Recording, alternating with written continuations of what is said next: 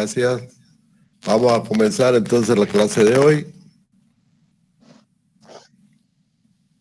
Después de más de una semana teníamos que haber pasado por el Classroom, pero no se pudo porque tuve problemas con la salud y ya me recuperé y no era problema de que se haya caído la plataforma oficial, pero igual podemos hacerlo por el Classroom. Bueno, la anterior clase habíamos demostrado la ecuación matricial de rigidez del elemento de pórtico, que lo tenemos ahí, y llegamos a esa ecuación. Por varios métodos se llega, ¿no? Nosotros hicimos por dos métodos, el método de la ecuación diferencial de la elástica y el segundo teorema de Castiliano. Con eso logramos encontrar esa ecuación P igual matriz de rigidez del elemento por los desplazamientos. En el sistema local de coordenadas 1, 2, 3, 4, 5 y 6, que está en verde, que se muestra ahí. Bien. Eso fue lo que encontramos en la última clase. ¿Qué vamos a hacer ahora? Si nos fijamos en un pórtico cualquiera, por ejemplo este, ya está discretizado en sus elementos. Se ven, hemos numerado los nudos. 1, 2, 3, 4, 5 y 6, ¿no? Y asociado a los nudos hemos colocado la flecha del espacio vectorial nodal o el sistema de referencia nodal o las coordenadas del sistema nodal también. Tiene varios nombres, como ya lo dijimos. Donde en la dirección Z es igual a 3 veces el número del nudo. La flecha en la dirección Y igual a 3 veces el número del nudo menos 1. Y la flecha en la dirección X 3 veces el número del nudo menos 2. De esa manera obtenemos los numeritos para cada flecha. Son 18 direcciones en total. De modo que cuando encontremos la matriz de rigidez de esta estructura, tendrá un orden de 18 filas por 18 columnas. ¿No es así? Una por cada flecha. Y ya sabemos que la matriz de rigidez del elemento, como tiene 6 flechas, tendrá, ¿no? 6 por 6 como orden de la matriz. Bueno. Ahora bien, fíjense que nosotros hemos obtenido la ecuación que les mostré anteriormente, pero en el sistema local, por lo hemos pintado con verde. Resulta que aquí el sistema no es el verde, ¿no? El sistema es nodal de los nudos. En cambio acá es de los elementos, fíjense. Obviamente que cada extremo del elemento se une al nudo, ¿no? Pero son dos espacios distintos, dos espacios vectoriales distintos. De modo que hay un espacio vectorial para cada barra y uno solo para todos los nodos. En este caso tenemos 1, 2, 3, 4, 5, 6 barras, por lo tanto 6 sistemas locales, 6 sistemas verdes. Pero tenemos un solo sistema que es nodal y que tienen direcciones únicas según los ejes globales coordenados Y, X, YG, XG, ZG. ¿Está bien? Bueno, ¿qué hacemos? Resulta que para poder hacer el ensamble de los elementos, porque ahí están desensamblados, ¿no? Están discretizados, se dice apropiadamente, están discretizados. Tenemos que hacer el ensamble. Es como un rompecabezas, ¿no? Que hay que armarlo. Y para poder hacer el ensamble tenemos que unir los elementos a sus nodos, ¿no? mediante condiciones, pues, obviamente. ¿Cuáles son las condiciones? El equilibrio y la compatibilidad. Esas son las dos condiciones. Cada nudo tiene que estar unido con sus elementos, por ejemplo, el nudo 3 tiene que estar con sus dos elementos unidos ahí, ¿no? Y obviamente que cuando se aplican fuerzas a ese nodo en cualquiera de las tres direcciones, 2, 3 o qué direcciones son, 7, 8 y 9, como se ven ahí, el nudo 3. Si metemos fuerza en cualquiera de esas tres direcciones, obviamente que se va a mover el nudo. Y tiene que moverse junto con los elementos. Por lo tanto, sí o sí tiene que haber equilibrio, pues lógico, ¿no? Y tiene que haber compatibilidad. Dos cosas entonces aquí vamos a tener que incorporar dos cosas aquí, dos principios, ¿no? Tenemos que usar el principio de, vamos a poner acá,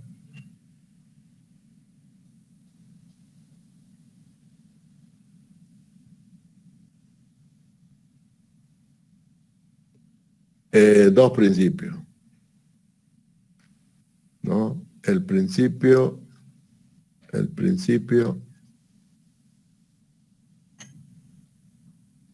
del equilibrio,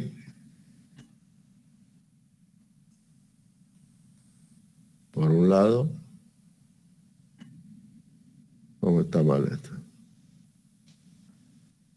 El principio del equilibrio y el principio de la compatibilidad. ¿Está bien? Y el principio de la compatibilidad. ¿Sí o sí? Todos los nodos, ¿no? Todos los nodos tienen que cumplir esa condición.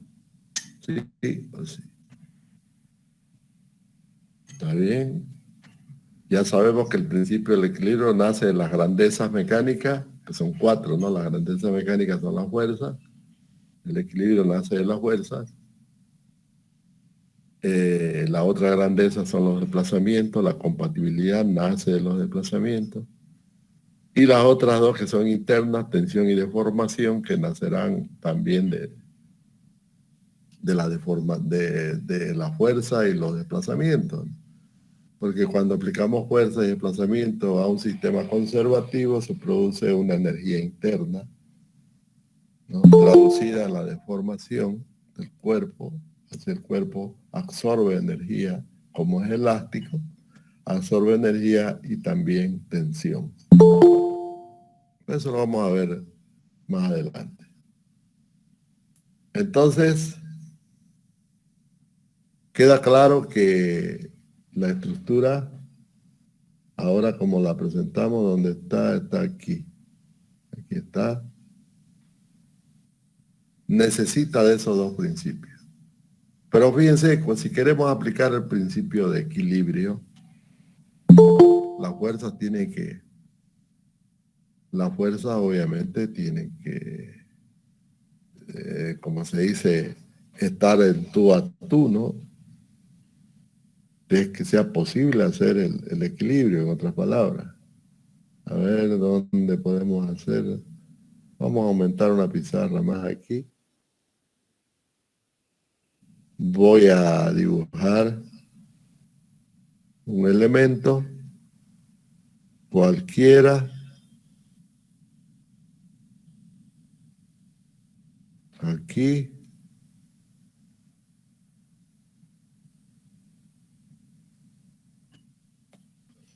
¿No? Y obviamente que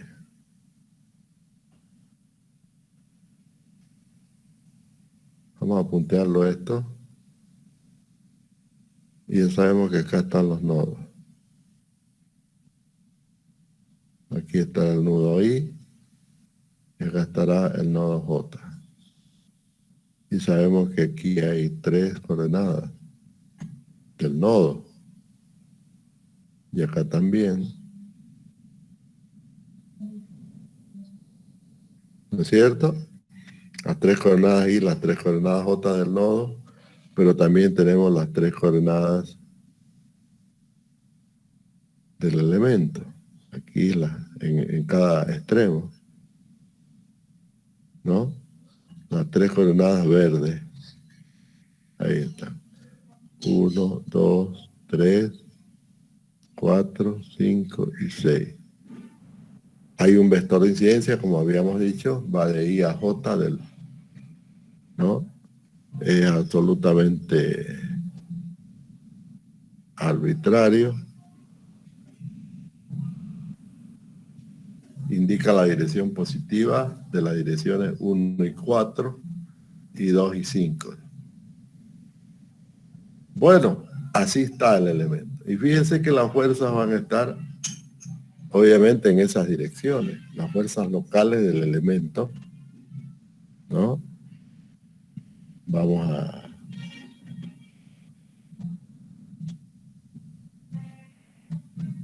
podemos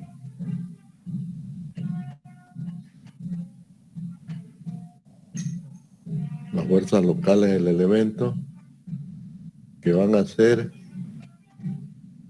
nos vamos a poner con verde, en esta dirección, la fuerza 2 así, ¿no? En esta dirección estará la fuerza 1 y en esta dirección estará la fuerza 3. Está, aquí estará la fuerza 6, aquí la fuerza 5 y acá la fuerza 4. No, esas son fuerzas internas, esas que acabamos de plantear en la ecuación matricial, en esta, ¿no? Son estas P que aparecen aquí, ¿no? Esas son las 6 fuerzas P de ahí, ¿no?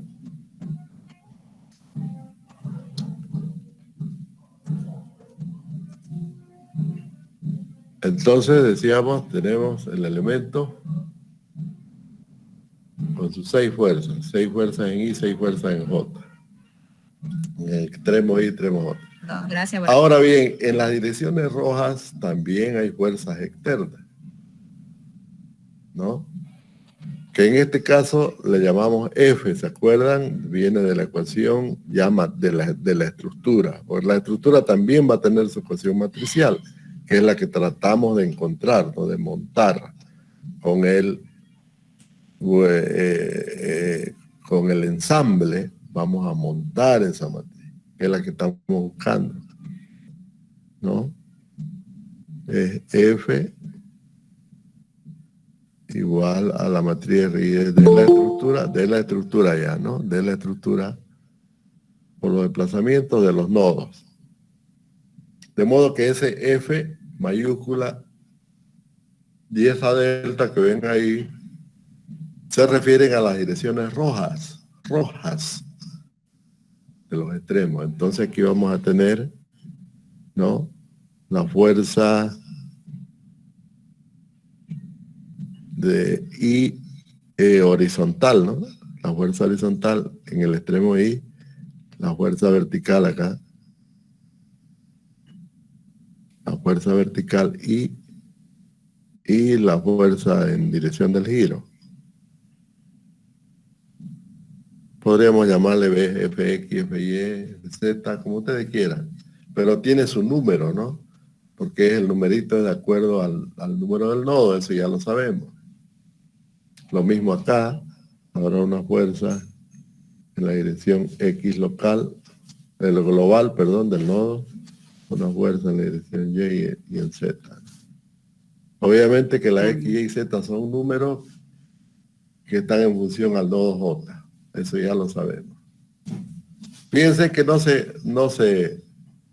decir, no podemos hacer directamente el equilibrio, porque aquí no sabemos la fuerza P, que son las fuerzas locales, tienen que equilibrar con los nudos, pues ese es el principio del equilibrio. ¿Cuál es el problema? Porque no lo podemos hacer el equilibrio. No se puede, porque no podemos decir sumatoria de fuerzas horizontales que están oblicuas, no unas con otras. P1 está oblicua a F horizontal. No se puede hacer el equilibrio directamente. Lo que tenemos que hacer es una descomposición de fuerza. Tenemos que hacer una descomposición de fuerza para poder hacer el equilibrio. En otras palabras, hay que girar esta fuerza. Tenemos que hacerlo girar eso, que apunten en la dirección roja. ¿Sí o sí? Y eso significa hacer una transformación. Eso se llama transformación lineal. Porque no es posible hacer el equilibrio. Tampoco podemos hacer si fueran, imagínense si fueran desplazamientos, ¿no? Si fueran desplazamientos, pues lo mismo, ¿no? Aquí tendríamos los desplazamientos 1, desplazamiento 2, desplazamiento 3, desplazamiento 4, desplazamiento 5 y desplazamiento 6. Y esas se compatibilizan con los desplazamientos ya de los nodos, ¿no? O sea, los desplazamientos en la dirección X, en la dirección Y y en la dirección Z. Los desplazamientos en la dirección X, en la dirección Y y la dirección Z, que ya sabemos tienen los números que le corresponden de acuerdo a lo que vimos aquí, ¿no? No, por ahí vimos uno. Bueno, lo mismo, aquí no se puede hacer la compatibilidad. No puedo decir desplazamiento X es igual al desplazamiento 1. Desplazamiento X igual al desplazamiento 4. No puedo decir eso. Porque no es así. Tengo que hacer una transformación. Y fíjense que la transformación que haga le va a servir a los desplazamientos, porque son vectores, y también le va a servir a la fuerza, a los dos campos. Por lo tanto, lo que tengo que hacer es una transformación lineal del espacio vectorial. Eso es lo que tengo que hacer. La transformación lineal del espacio local a otra posición que se alinee con el sistema rojo. En otras palabras, voy a hacer girar esas coordenadas 1, 2, 3, 4, 5 y 6, las voy a girar de tal manera que queden así, ¿no? De tal manera que queden así. Eso es lo que tengo que hacer. ¿Está bien? Voy a rotar las coordenadas. Entonces la coordenada 1 será esta ya. 2, 3, aquí 4, 5 y 6. Rotadas ya, ¿no? ¿Está bien? Quiere decir que el espacio verde tengo que hacerlo rotar. Pero estoy hablando del espacio vectorial. Aquí no hay fuerza ni desplazamiento. Pero el resultado va a ser una función porque sabemos que las transformaciones lineales son funciones. Esa función, al aplicarla al campo de fuerza, me va a dar la transformación de la fuerza, y esa misma función aplicada al campo de desplazamientos locales verdes me va a dar también la transformación de los desplazamientos. ¿Está bien? Entonces, para no complicarme la vida y hacer conversiones, fuerzas y desplazamientos por separado, no son historias esas, ¿no? Hay que hacer una sola transformación, una sola función transformación, así se llama, o se denomina, una sola función transformación que me sirva tanto para la fuerza como para los desplazamientos. De esa manera, cuando aplique la transformación a la fuerza, ya será posible hacer el equilibrio. Ya se puede. Puedo hablar ya de sumatoria de fuerzas horizontales igual a 0, sumatoria de fuerza vertical igual, etcétera, etcétera, ¿no? Puedo ya, ahí, cuando ya hice la transformación. Lo mismo cuando aplique al campo de desplazamiento. Ya puedo decir, este desplazamiento es igual a este igual a este, ¿no? Ya puedo hablar de compatibilidad. Entonces ahora vamos a hablar de transformaciones lineales, porque se trata de hacer la transformación de un espacio vectorial, que es el espacio verde, el espacio local, a otra posición tal que se alinee, ¿no?, con el sistema rojo, se ponga en línea, o mejor dicho, o podríamos decir, ¿no?, se gire de tal manera que esas direcciones locales pues van a seguir siendo locales, ¿no? Esas direcciones giradas ya, ¿no? Y queden perfectamente alineadas con el sistema rojo, que es el sistema nodal. Entonces vamos a encontrar esas azules. Y para eso vamos a usar el principio, el concepto de transformaciones lineales, que lo tiene en el libro de álgebra lineal. No se olviden que esto es teórico y esto es matemática, pichanga, matemática. Ah, de eso van a dar examen, de matemática. Todo esto de lo que se preguntan los exámenes. Es facilito, ¿no? Bueno, vamos a hablar entonces de las transformaciones lineales. ¿Ok? Vamos a ver si tengo aquí la historia esa en creo que está por aquí.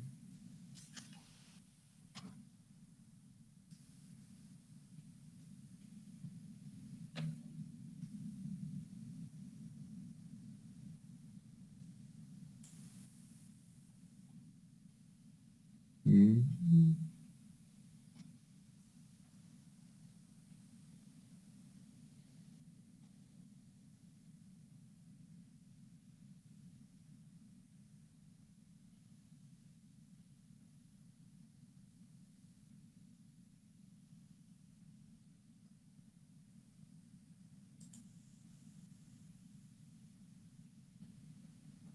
Pues no hay. No es eso. Bueno, yo estaba buscando era el concepto de transformaciones lineales.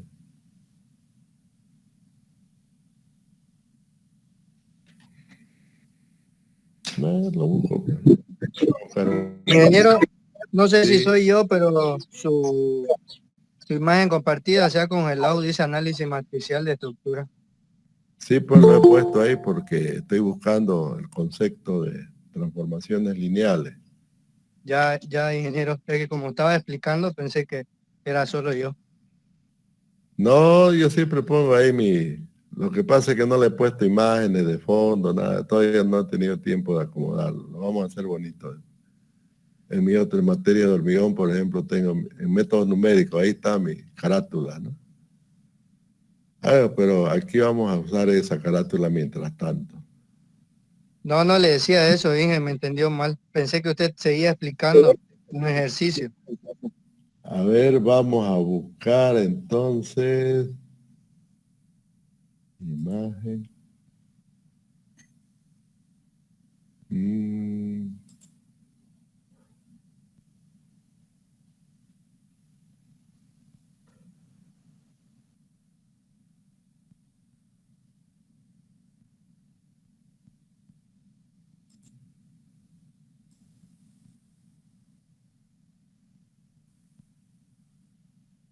algo que se llame transformación lineal.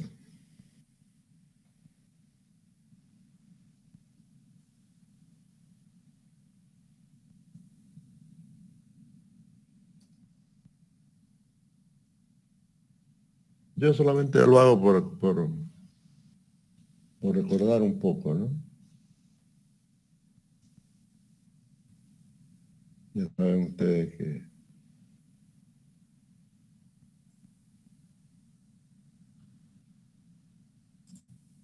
aquí.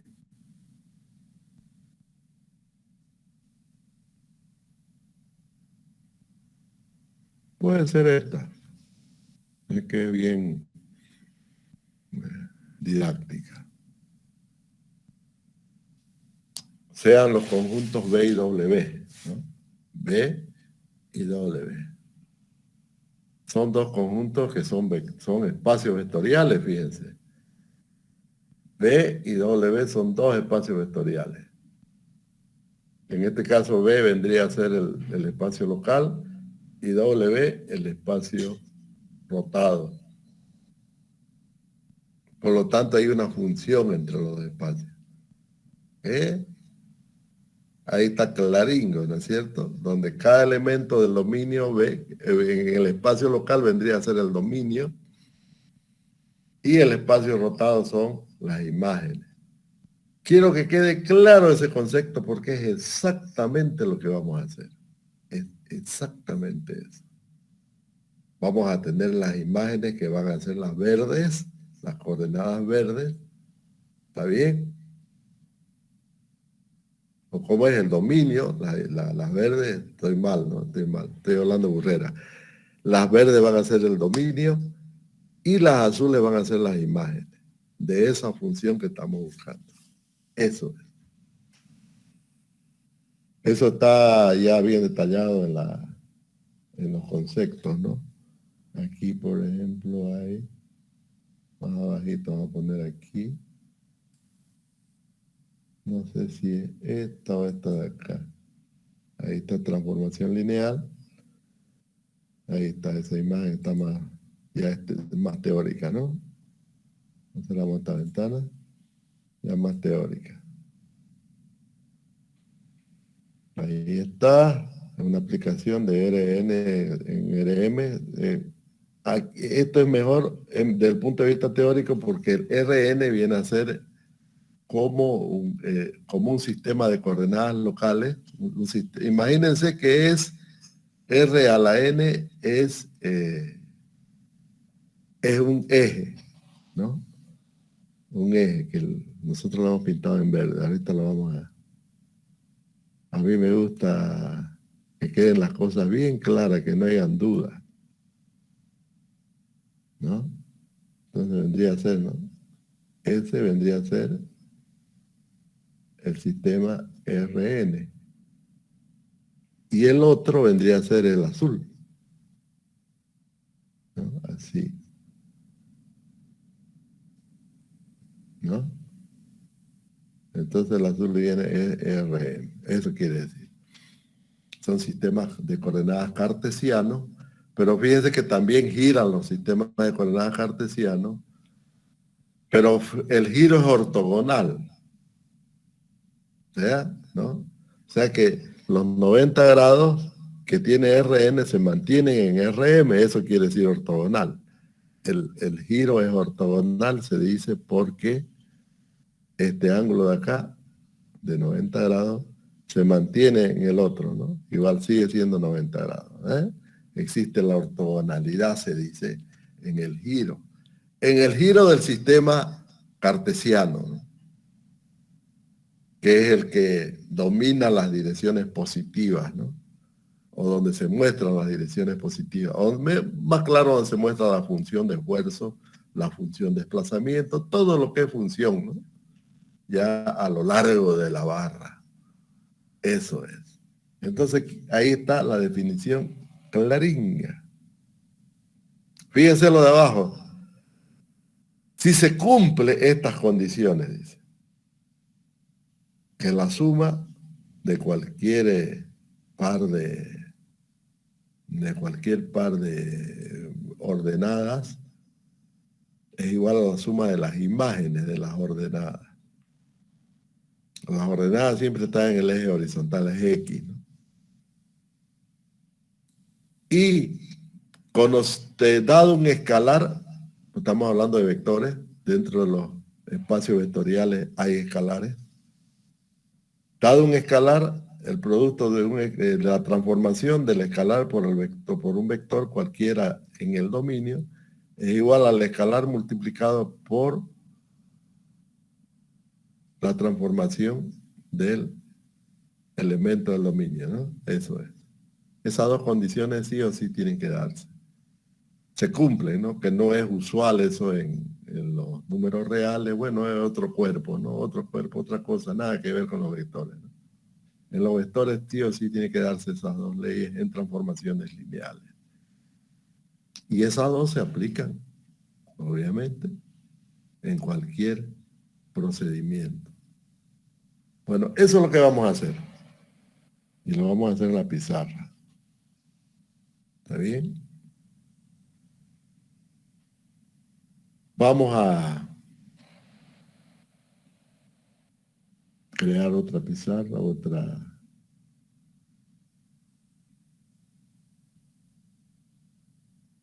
Y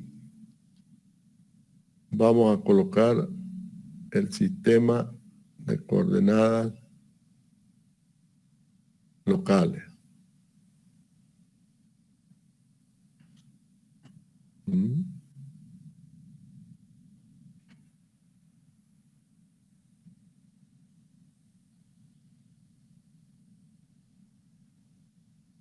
X, Y. Voy a generalizarse, ¿no? Entonces ahí está Y, X, ¿no? L, ¿no? Así le llamamos. Y Z sabemos, ¿no? En la dirección del giro. Como estamos en el plano, pues no le va a afectar el Z a ninguno de los dos. Y como es ortogonal, decíamos el giro, obviamente vamos a hacer un giro positivo que es antihorario, ¿no? Y ese nuevo es otro eje ortogonal. Vamos a ponerlo aquí. Digamos ahí. Y ahí. De modo que este de acá es el Y rotado y el X rotado, ¿no? Siguen siendo locales estos, pero ya rotados, ¿no? Y L, X, L. La ortogonalidad significa entonces que el giro es como si tuvieran soldados, ¿no? Con soldaduras fuertes, bien unidos los ejes, no se deforman. Ya se mueve, giró con su ángulo de 90 grados firme. Bueno, vamos a hablar, sí, de algo muy importante. Vamos a incorporar el vector base. Usted sabe que el vector base es igual a 1, ¿no es cierto? Pero también gira. Fíjense que el espacio vectorial verde tiene vectores base. Y al aplicarle esto que estamos buscando al vector base, también, pues obviamente que le va a afectar al vector base. Por eso es que lo vamos a hacer respecto al vector base, porque así es mucho más sencillo todavía las expresiones, ¿no? Y para eso vamos a colocar aquí, por ejemplo,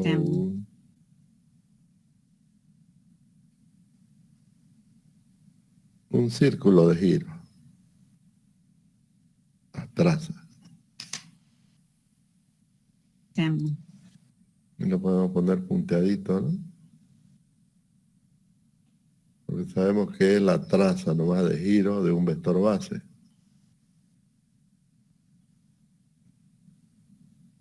¿No? Y si ese vector base, ahora lo voy a pintar con rojo. No, lo voy a pintar con negro. O con más verde. Eso es así. Mejor así. Este vector base de aquí. Ese que vale 1. Está mal.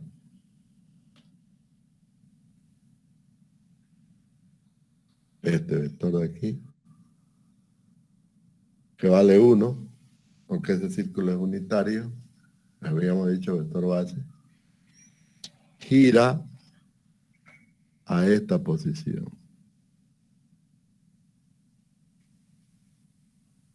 Y lógicamente que el vertical, ¿no?, gira a esta posición. Ahí está. Ese es el giro del vector base. Y lógicamente aquí hay un ángulo. Hay un ángulo de giro. Aquí, que le vamos a llamar alfa.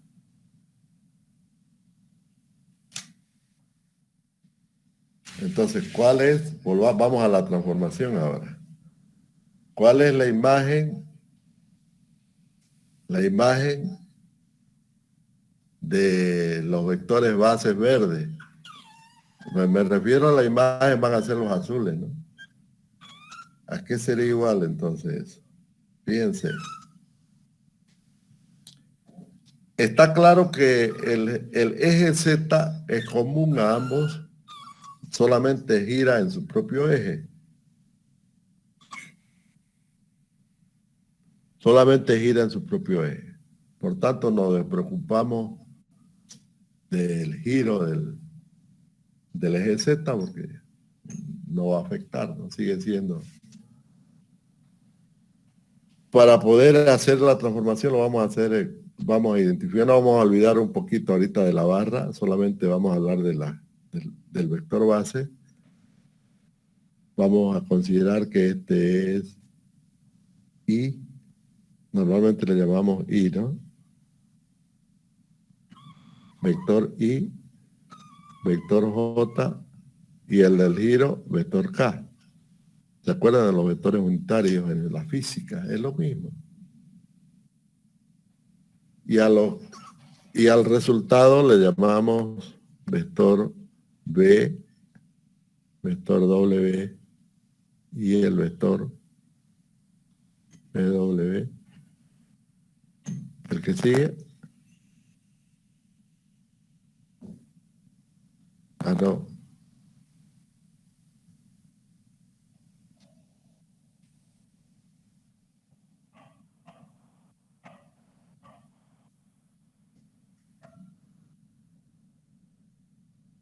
¿Cuál es la letra que sigue?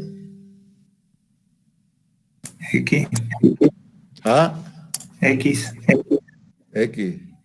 Entonces vamos a hacer un poquito más para atrás. U, V y W. ¿Está bien? Entonces este va a ser U, este va a ser B y el otro va a ser W. Así. Ustedes le pueden poner lo que quieran. No hay problema. Está bien la figura, ¿no? Ahora hay que buscar la imagen. ¿Cuál sería la imagen en X? La imagen en X es una, la imagen de Y es otra y la imagen de Z es otra, ¿no es cierto? Pues son tres ejes ordenados. Por lo tanto, la imagen en el eje X local, eje verde, va a ser, no se olviden que la hipotenusa del triángulo rectángulo que se forma aquí, la hipotenusa es igual a 1. Cuidado, ¿no? Ahí se forman dos triángulos rectángulos. Fíjense que la imagen de lo azul sobre el eje X verde va a ser igual al coseno de X, al seno de X positivo, ¿no? Menos el coseno de X, menos el seno de X del otro lado. O sea que va a ser la imagen en el eje X será, lo voy a escribir con negro, esta de aquí, eso de ahí es coseno de alfa, ¿no? Y esta imagen de acá es esto de acá, este valor de acá, este valor de acá. En la proyección, ¿no?, de B sobre el eje X es menos seno de alfa.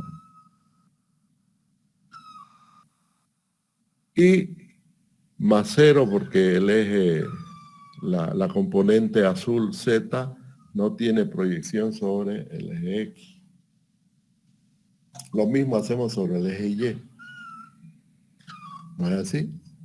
Sobre el eje Y tenemos ya esta componente de acá, esta vertical, que es el seno. Es el seno de alfa, ¿no? Y esta componente de acá, del azul ya, que viene a ser el coseno positivo también. Y no hay proyección del eje azul sobre el eje X, sobre el eje Y, perdón. Y finalmente tenemos, fíjense que las proyecciones de estos dos, U y B, sobre el eje Z local es 0, ¿no? Igual en Y es 0. Sin embargo, saliendo de la pizarra vamos a tener los dos vectores unitarios K y W que son iguales, por lo tanto la proyección es 1. ¿Está bien? Ahí tienen las tres funciones de transformación, para X, para Y y para Z. ¿Está bien? Ahora eso hay que hacerlo matricialmente. Esto en X. Vuelvo a repetir. Eje X. Este eje Y. Y este eje Z. Entonces hay que ordenarlo matricialmente. Se puede hacer en fila, se puede hacer en columna. En este caso, estamos hablando del vector base, es decir, que es igual a 1. Pero para cualquier vector, ¿cómo sería? Hay que hacer una matriz, ¿no es cierto? Hay que hacer fíjense que esto está claro, esto es una sumatoria, en los tres casos, de componentes en cada uno de los ejes, ¿no? Pero de el vector unitario. De modo que para cualquier vector hay que multiplicarlo, ¿no es cierto? Hay que multiplicarlo por el valor. Eso es así. Entonces, me voy a ir ahora al concepto de transformación. Al concepto de transformación. Dice, la transformación de I tiene que ser U, ¿no? La transformación de B, de J, tiene que ser B. Y la transformación de K tiene que ser W. Eso es lo que dice la teoría.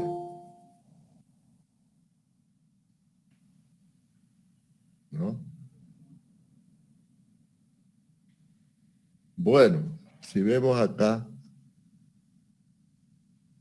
ya bueno, antes de esto, esto quiere decir que la transformación de el vector 1, 1, 1, 0, 0, ¿no? Ese es I.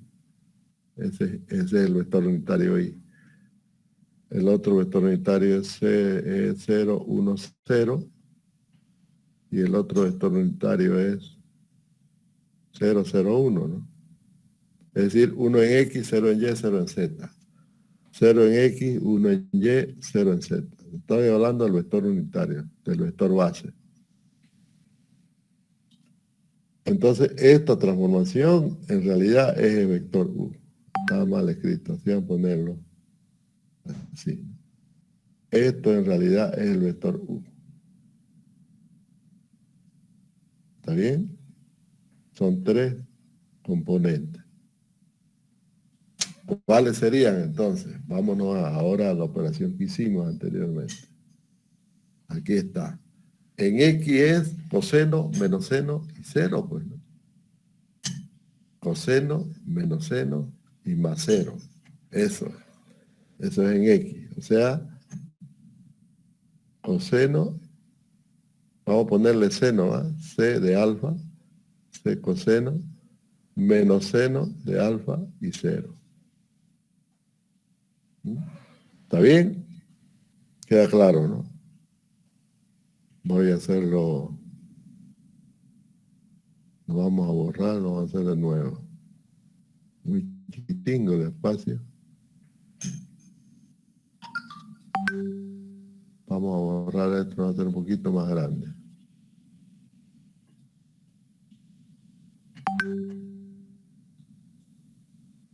Ya. Entonces aquí va a ser, no sé, ¿qué pasó? Ah, es que estoy con el borrador, ¿no? Habilitado el borrador, es decir. Aquí va a ser entonces coseno de alfa menos seno de alfa y 0 sobre el eje X.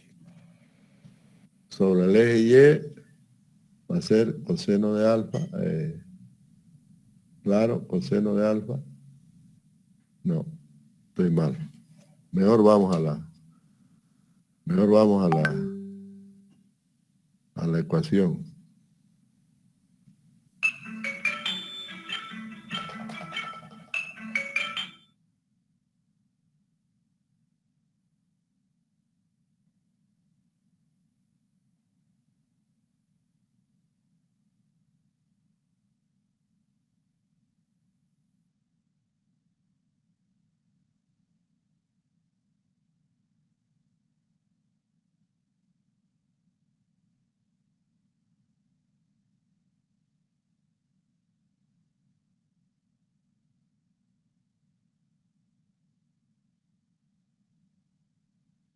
Bueno, sigamos. Aquí está la otra, entonces, seno, coseno y 0. ¿Eh? En el eje X, en el eje Y, entonces es seno de alfa, coseno de alfa y 0. Y en el eje Z es 0, 0, 1. ¿Eh? Es facilingo, ¿no? 0, 0, 1. Ahí está la transformación. El primero es U, este de acá es B y este de acá es W. Esa es la transformación. ¿Ok? Entonces, para un vector cualquiera, llamémosle P, ¿no? Para un vector P, si le aplicamos una transformación, el resultado, ¿no? El resultado será P mayúscula. Tiene que ser P mayúscula, ¿no? Así tiene que ser. Bueno, le vamos a poner así. Vamos a inventarnos ese nombre, P mayúscula. Porque por primera vez lo vamos a ver, ¿no? Es decir, el vector P minúscula es verde, porque está en el sistema local. Al aplicarle esta transformación, que ahorita ya la hemos encontrado, pero vamos a hacer la composición matricial de esa, ¿no? Al aplicarle esa transformación, el resultado va a ser P. ¿Mm? En el sistema azul.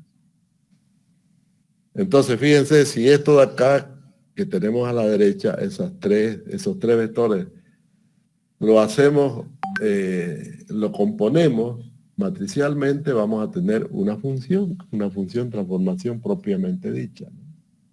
Esa transformación es la que estamos buscando, ¿no? Se llama R, matriz R. Será, ya no así, ¿no? Como matriz. En la primera columna, la X, ¿no? Coseno de X, coseno de alfa, menos seno de alfa, 0. La segunda va a ser la Y. Seno, ¿no? Seno de alfa, coseno de alfa, 0. Y la tercera va a ser 0, 0, 1. Esa va a ser la matriz de transformación. Quiere decir que la transformación de P minúscula, ¿a qué equivale? A premultiplicar esta matriz por P, ¿no? Eso es. Porque esa es la transformación, R es la transformación. Al aplicarle a P, el resultado será otro vector que le hemos llamado P mayúscula. Lo mismo va a ocurrir con los desplazamientos. Al aplicarle la transformación a los desplazamientos, equivale a aplicarle esta matriz R a los desplazamientos. Y el resultado serán los desplazamientos en el sistema azul ya, ¿no? Girado, que vamos a inventarnos, lo vamos a poner así, con una rayita. Para no confundirlo, ¿no? Si quieren, esto de aquí es verde, ¿no? Y esto de acá es azul. Esto de acá es azul. ¿Está bien? Este de aquí es verde. Y este de acá es azul. La transformación de P minúscula es P mayúscula. La transformación de delta minúscula es delta mayúscula. Por lo tanto, jóvenes,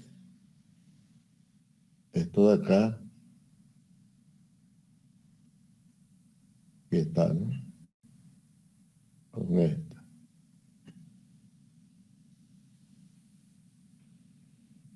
Por lo tanto, si esas son fuerzas, si fueran fuerzas, la que verdecita, al aplicarle, ¿no? Voy a tener, vamos a ponerlo con verde.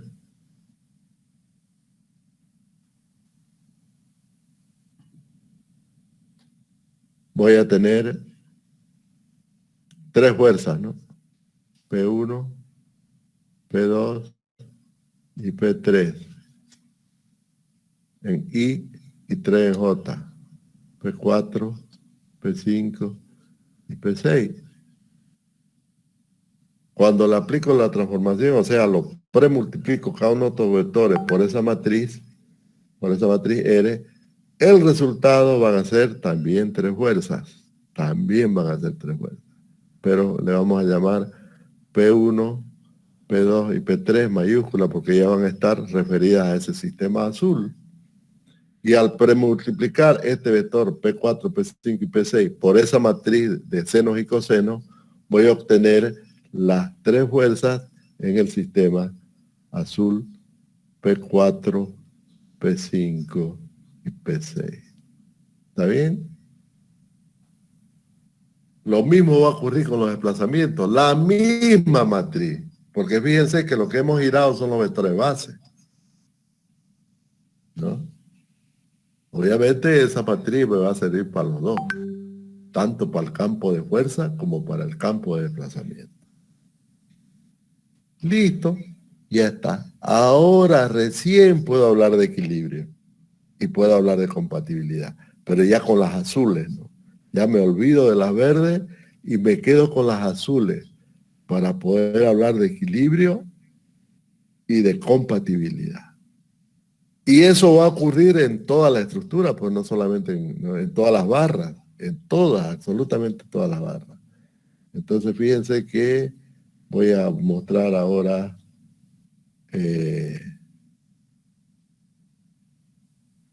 la primera, ¿no? ¿Cuál era? Es un lío, puedes mostrar pizarra por pizarra. Ah, no, no es esta de aquí. Tampoco es esta. Bueno, esa es la ecuación de la que partimos, ¿no? Esa es la ecuación de la que partimos. Creo que está aquí nomás. Aquí está.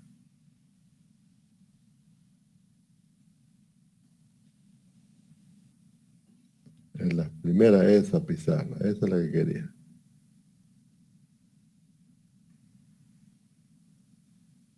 Esa es la que estaba buscando.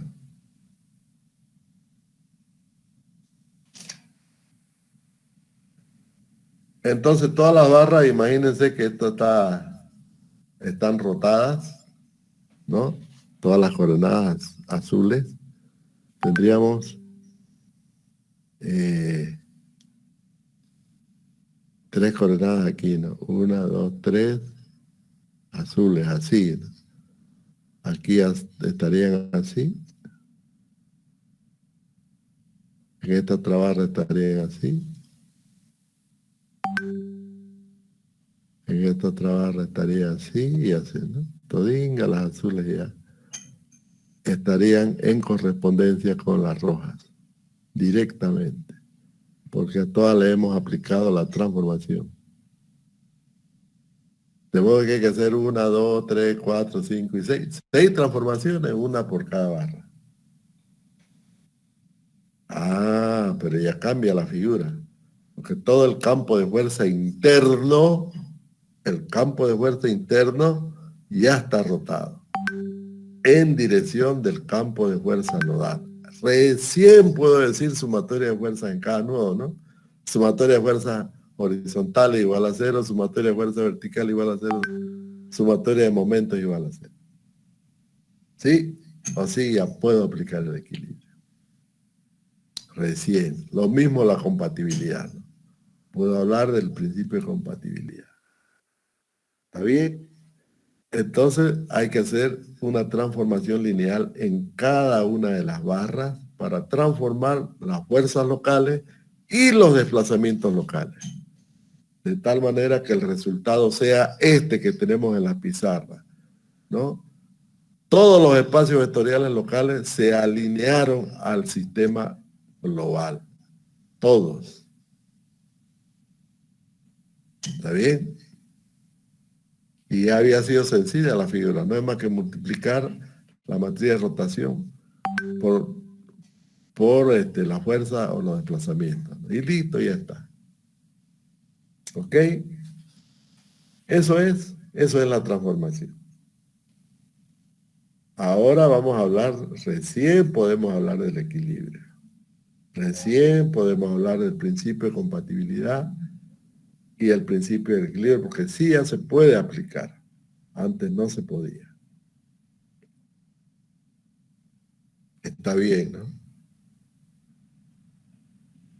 ¿Tienen alguna pregunta?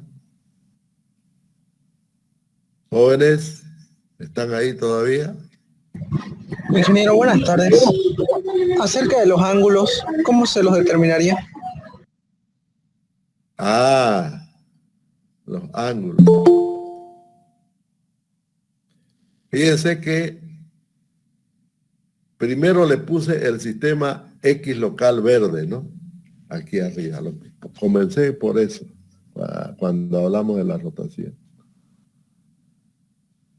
A ver, ¿dónde está? Aquí está.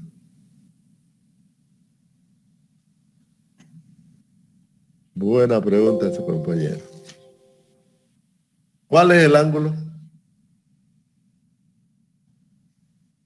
Fíjense el ángulo entre ejes, entre el X local con el X rotado. Y el X rotado es igual al X global. Por lo tanto, jóvenes, el ángulo que hay que considerar es entre el eje local, en otras palabras, entre el vector de incidencia y el eje global X. Porque fíjense, está clarita la figura. Y el giro es antihorario, es positivo. Es decir, partimos del eje local hacia el eje global. Horizontal, estoy hablando del X, solamente del X. Vamos otra vez entonces a la estructura para dar respuesta a su compañero. Nos vamos, cerramos esta por un momento. ¿Dónde está esto de aquí? Y esto de aquí.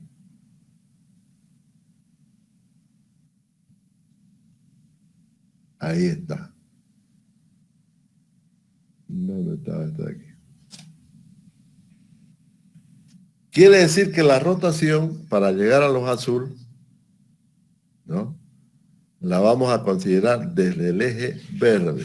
Cada elemento tiene un eje verde, X. Por eso es importante el color, fíjense cómo nos ayuda, ¿no? Cada uno de los elementos, o mejor si dibujamos el vector de incidencia. Aquí, cada elemento tiene su vector de incidencia, ¿no? Así. Todingos tienen un vector de incidencia, ¿no? vector de incidencia. Entonces, por ejemplo, el ángulo de esta barra de acá, la barra 5, 3, 4, la barra 3, 4, no gira nada, ¿no es decir? El ángulo es 0, porque el vector de incidencia apunta en la misma dirección X, por lo tanto no hay ángulo ahí. En cambio, la barra 2, 3, fíjense, ¿no? Este es el vector de incidencia. ¿No? Así apunta el vector de incidencia, ¿no? Y el ángulo entonces va a ser este, ¿no es cierto? Este de acá hasta el eje X. Este va a ser el ángulo de giro. Porque así apunta el vector de incidencia. ¿Está claro? Sí, ingeniero, Claro. quedó claro.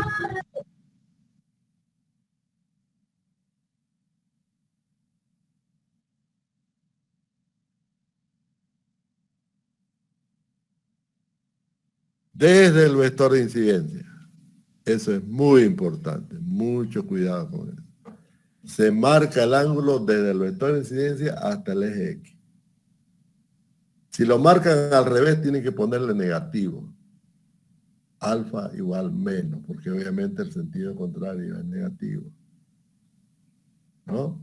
Entonces vamos a medir siempre el ángulo del vector de incidencia hasta el eje X global de la estructura, porque así lo hemos planteado, ¿no?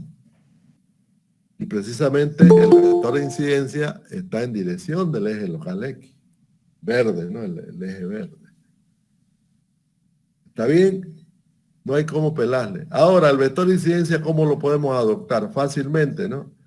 Lo vamos a adoptar el vector de incidencia de I a J, siempre, tal que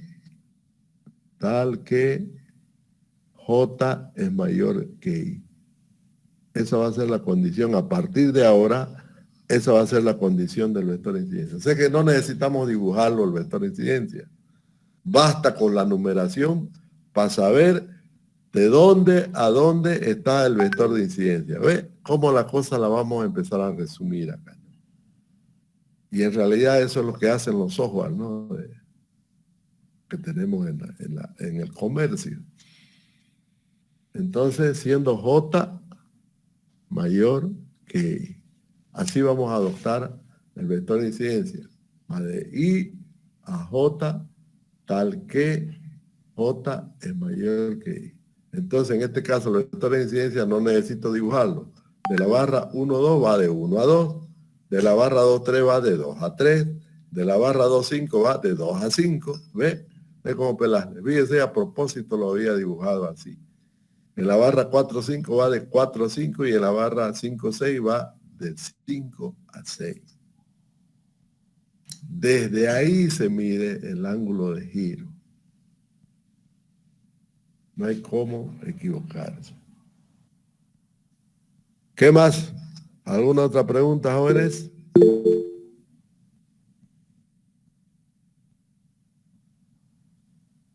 ¿Alguna otra pregunta? Disculpe, buenas tardes. Buenas tardes. ¿La numeración siempre tiene que ir en sentido horario? Porque número 1, 2, 3. Primero que la numeración, habíamos dicho, tiene que ser la secuencia de los números naturales, comenzando con 1. Podemos comenzar, si quieren, con un valor negativo, pero no, es un chiverío así. Se puede. Se puede con letras inclusive. Pero como esto apunta a ser un sistema, o mejor dicho, un método para resolver por computadoras, necesitamos ordenarnos, ¿no? Entonces, la numeración tiene la siguiente condición. La primera condición es la secuencia de los números naturales, de 1 a n. Todos números naturales. Segundo, en cada nodo se colocará un número natural tal que la diferencia entre ambos números de los extremos de una barra sea mínima. ¿Entiende? 1, 2, esa numeración que he puesto no es la adecuada. Debía haber puesto 1, 2, el 3 donde está el 5, el 4 donde está el 3, el 5 donde está el 4, ¿me entiende, no? Quiere decir que hay que buscar una numeración óptima. Eso lo vamos a ver en la siguiente clase, por qué es necesario eso. Bueno, en sí al método no le afecta que ustedes hagan una numeración, la que ustedes quieran, pero siempre con números naturales, comenzando por el 1. O sea, pueden hacer la numeración que quieran. 1, 2, así como le he puesto, pues puedo poner 1 de horizontal, ¿no? Y 1, 2, 3, 4, 5, 6. Donde está el 4 terminaría con 6. Sí puedo tener n numeraciones, la que yo quiera. Bueno, hay una combinación de numeraciones, no hay un límite aquí, ¿no? Por tamaño del pórtico. Pero en realidad no le afecta al método. En sí no le afecta al método. ¿A qué le afecta? Una numeración no óptima. Le afecta a la posición de los elementos distintos de 0 dentro de la matriz de rigidez. A eso le afecta. ¿Me entiende, no? Le va a afectar a la posición de los coeficientes dentro de la matriz de rigidez. A eso, la posición de los... Estoy hablando de posición. Pues no se olviden que una matriz, al fin y al cabo, es un arreglo. Es un arreglo numérico, ¿no? En filas y columnas. Entonces, esa numeración la vamos a hacer de forma tal que se aglutinen los valores no ceros alrededor de una banda. De tal manera que los ceros queden a los costados, pues no se olviden, vamos a usar las características naturales que tienen las matrices, estas matrices de rigidez que son simétricas y además definidas positivas. Entonces, en la próxima clase les voy a explicar ese aspecto. Pero de entrada les digo de que cualquier numeración no le afecta al método. Sí le va a afectar a la posición de los coeficientes dentro de la matriz. Y eso hace que los algoritmos para resolver el problema sean más largos, no sean, arrastren más errores. Todas esas cosas les voy a explicar posteriormente. ¿Está bien? Entonces partan del hecho de que la numeración es absolutamente arbitraria. Solamente tiene que haber un 1, tiene que haber un 2, un 3, un 4, un 5, etcétera, etcétera, hasta el último. Todos los nodos tienen que tener un número, sí o sí. ¿Está bien? Muchas gracias. Eso es. Disculpe, otra curiosidad. Mira, La posición del sistema global XG, Y sub G, siempre tiene que ir en el comienzo del nudo 1, digamos, por en este caso. no es obligatorio. Pero ahí va a tener coordenadas negativas. Si yo lo pongo en el nudo 6, el sistema, el origen, sea usted está refiriendo al origen de coordenadas YG, YX, YXZ global. Si lo pongo en el nudo 6 voy a tener coordenadas cartesianas negativas. Y voy a tener, ¿para qué me voy a hacer lío, no? Claro. Busco uno donde todas las coordenadas geométricas, porque no se olvide que con la distancia entre dos puntos puedo encontrar la longitud del elemento directamente. Geométricamente estoy hablando, ¿no? De tal manera que esas distancias siempre sean positivas. Voy a buscar un punto así, un nodo que me salgan todas las coordenadas geométricas positivas. ¿Para qué me voy a hacer problema? ¿No? ¿Entienden, no? Vamos a ir por el sentido común. Puede hacerlo donde usted quiera, puede poner el origen de coordenadas. Si quiere en el nudo 4 puede poner su origen. No hay, igual funciona. No le va a afectar al método. Pero se va a complicar porque va a tener distancias negativas. ¿No es cierto? Toda la razón. Así es. Entonces siempre vamos a buscar un nodo tal que todas las distancias que son las longitudes de los elementos, de ahí van a salir, sean positivas. ¿Qué más?